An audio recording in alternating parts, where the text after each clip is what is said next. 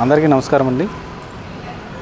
అందాల నటి ఖైదీ సినిమాలో చిరంజీవితో పోటీపడి నటించిన అందాల తార తన కళ్ళతో కోట్లాది మంది ప్రేక్షకులను సొంతం చేసుకున్న అలనాటి హీరోయిన్ మాధవి గురించి తన బంధువులతో అడిగి తెలుసుకుందాం. చెప్పండి రత్నకుమారి గారు, మీ బాల్యం మాధవి గారితో ఎలా గడిచింది? అందరికీ నమస్కారం. నాకు సినిమా యాక్టర్ మాధవి అక్క అవుతారు. వాళ్ళ మదరు శశిరేఖమ్మ గారు, మా మదరు మాణిక్యమ్మ గారు సొంత అక్క చెల్లెళ్ళు. మాధవి గారు నాకంటే చాలా పెద్ద ఆవిడ.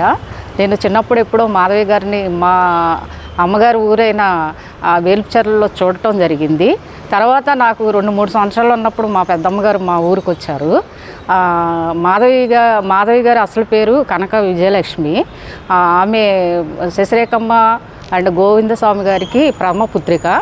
మాధవి గారికి ఒక చెల్లి, ఆమె పేరు కీర్తి, తమ్ముడు ధనుబాబు కూడా ఉన్నారు.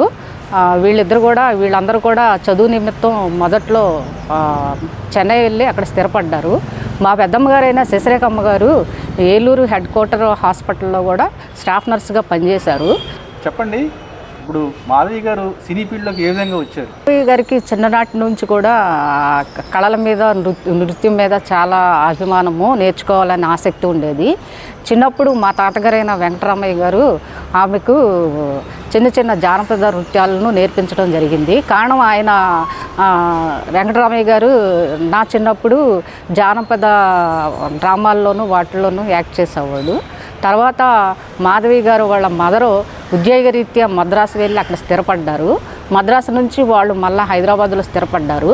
హైదరాబాద్లో స్థిరపడినప్పుడు మాధవికి నృత్యం మీద ఉన్న మక్కువతో మా పెద్దమ్మగారైన శశిరేఖమ్మ గారు ఒక నృత్య కళాకారిణి దగ్గర ఆమెకు భరతనాట్యం ఇంకా ఇతర నృత్యాలను నేర్పించడం జరిగింది.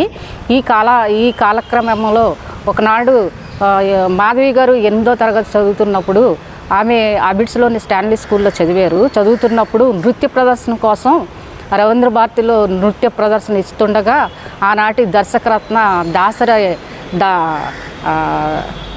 నారాయణరావు గారు ఆమెను చూసి, అమ్మ మా సినిమాల్లో మీరు నటిస్తారని అడిగినప్పుడు మాధవి, నేను చాలా చిన్న వయసు, నాకు నటించే అంత అనుభవం కానీ ఇది కానీ ఏమీ లేదు, మా మదర్ని మా అమ్మగారిని నా గురువు గారిని అడగమని చెప్పగా దాసరి నారాయణరావు గారు శశిరేఖమ్మ గారినను నృత్యం నేర్పించిన ఆమె గురువుని సంప్రదించగా వాళ్ళు ఒప్పుకున్నప్పుడు ఆవిడని సినిమా రంగ ప్రవేశం చేయడం జరిగింది.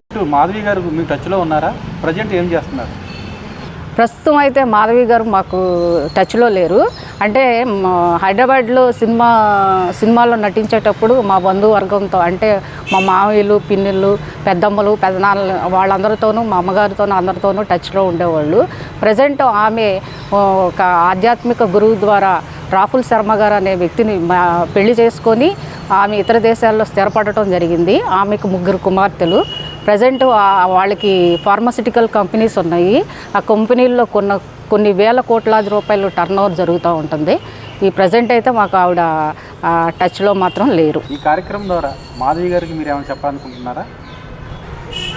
మాధవి అక్క, మీకు నేను చెప్పేది ఒకటే, మీ చెల్లిగా మీరు ఏదో ఉన్నతమైన కుటుంబంలో పుట్టి అందరికీ దాన ధర్మాలు చేసే గుణం గల కుటుంబంలో పుట్టి మంచి మనసున్న మీ కుటుంబీకులు, మీరు కూడా మంచి మనసుతో ఎలాగో మీరు మాధవి చారిటబుల్ ట్రస్ట్ను ఏర్పాటు చేయడం జరిగింది.